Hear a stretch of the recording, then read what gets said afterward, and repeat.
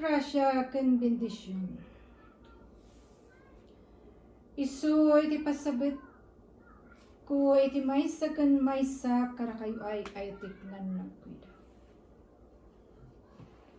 Yaman ken rag-o iti Diyos Ama. Iti pan nakakita naman iti maysa ken maysa karakayo. Iti rigta ken kastamet. Iti ayat iti maysa ken maysa nang nangruna. Kalag iti atangarud anang buangay nga opisyalis iti daytoy nga apamati nga isu iti pinili ken pasdek iti Diyos Ama. Ay etik iti daytangarud anay langitan nga yabrasa ken kablaw ko isu iti padanan. Manipod iti saklang iti Diyos Ama ay etik nga ako. Kasakbay tinda kapanagpatuloy. Tapno man anay iti yabrasa karakayo ay etik. Iyawat mo man iti daytangarud na santuan akasuratan. Taday tunay man ay etek. Iti adda abuludik ay etek.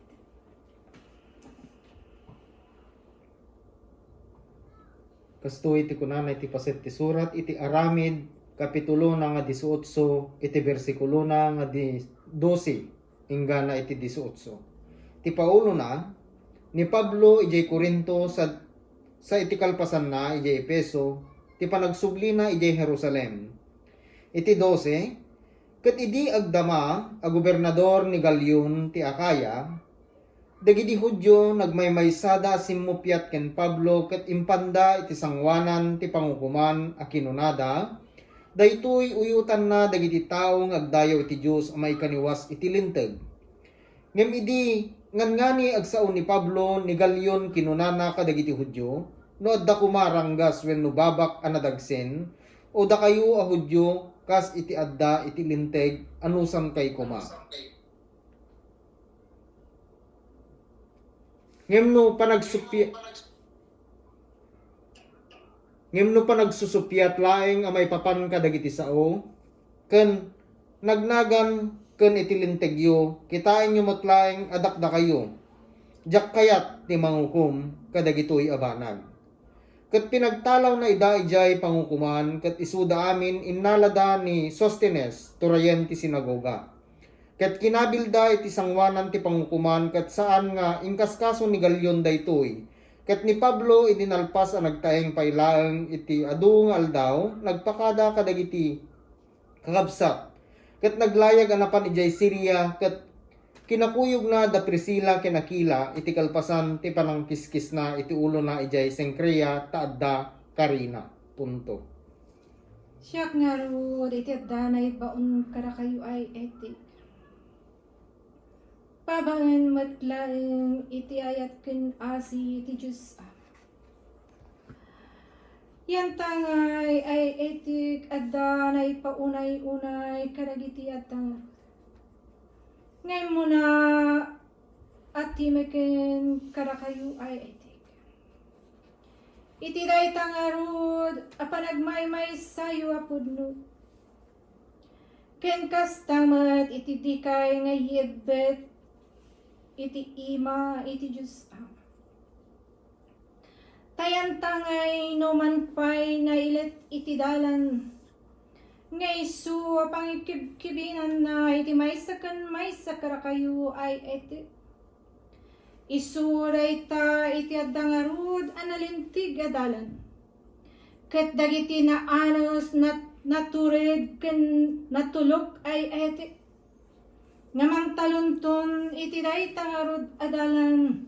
Addangarud anakasagana dagiti parparabor ay etik nga nakwida. Ti kay nga rod kumaatuladen dagiti kadawyan dagiti nilalasag ay etik. Yan tangay iti maysa ken maysa kayo napili kay ngarud nagpakasanto dungdungwek nganak kuy. At talinad kay ngarud iti nakapilian yu ken kastamet. Dagiti adda ngarud nga anungen tumunggal maysa kayo.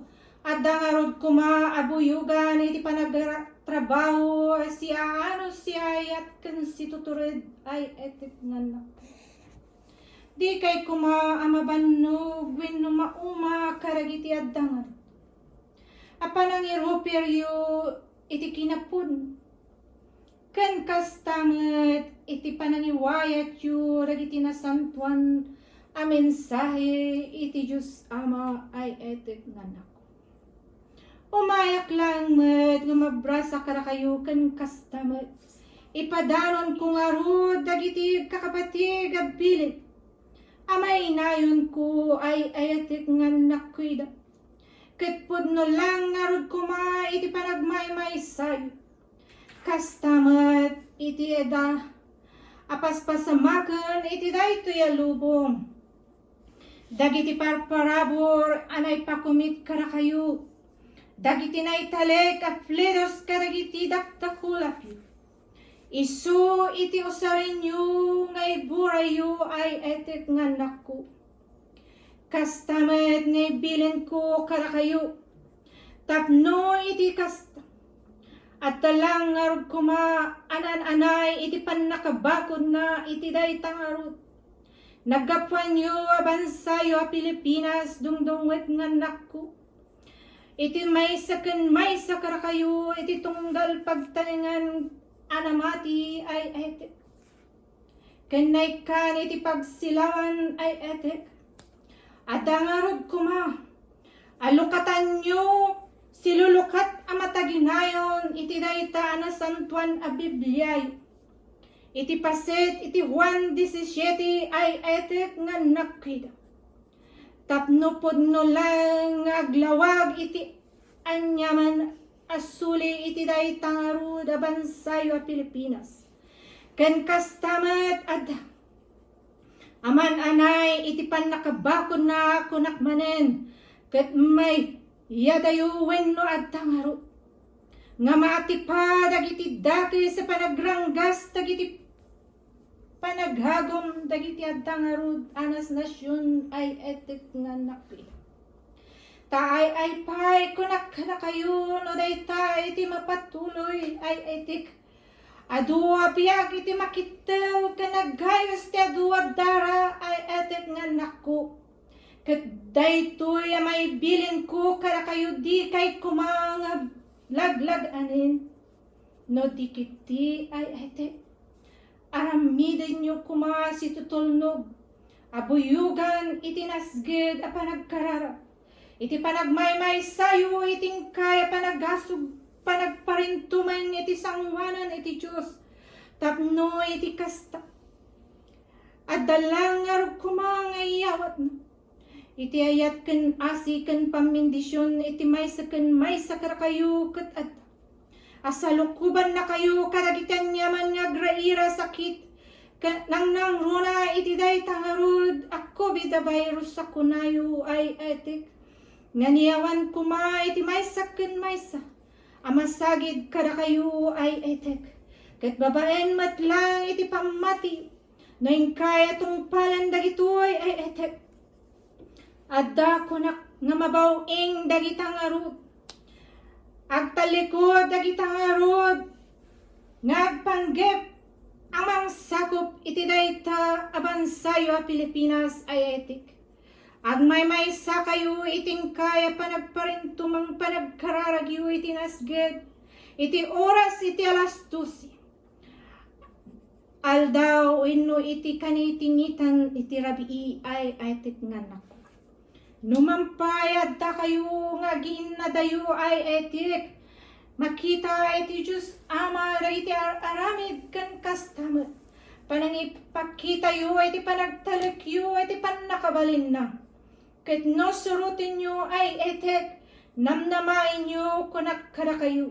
Ngawan iten yaman nga rudad dakis, ama pagting nga dangaruden anay yawat anay padto iti dayta nang runa aban sayo a Pilipinas. Alla dayta lang iti basi tamay nayon ko ay etek nga nakku ket aramatikon iti nasantuan a Biblia.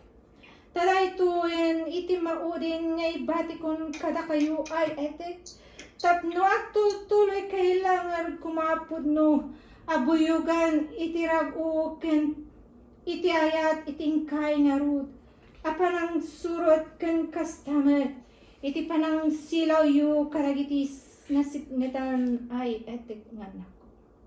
Ibatikon iti parabor talnaken bendisyon nagapoy iti Diyos Ama at Diyos akong kada kayo.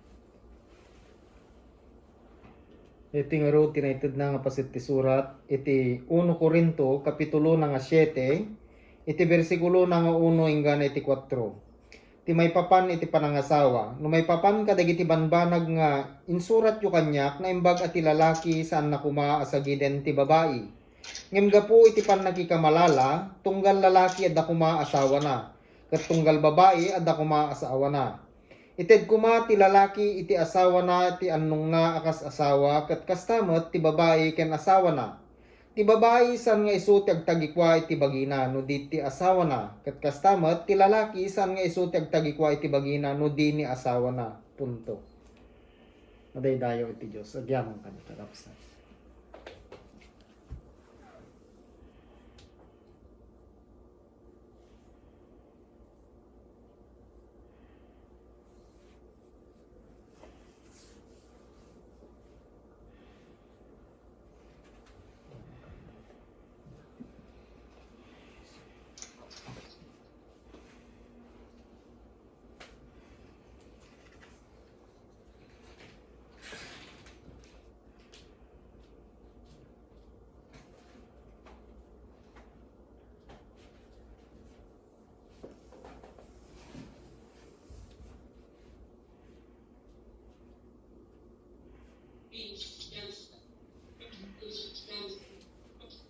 Ala, ipaay ko tingin.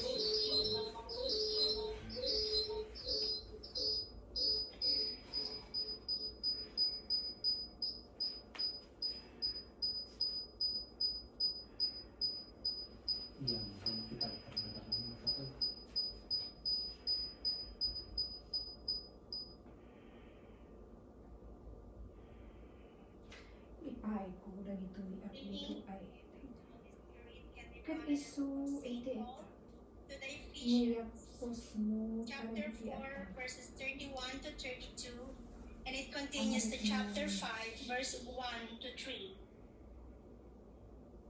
Again, that's Ephesians chapter 4, verse 31 to 32, continues to chapter 5, 1 to 3.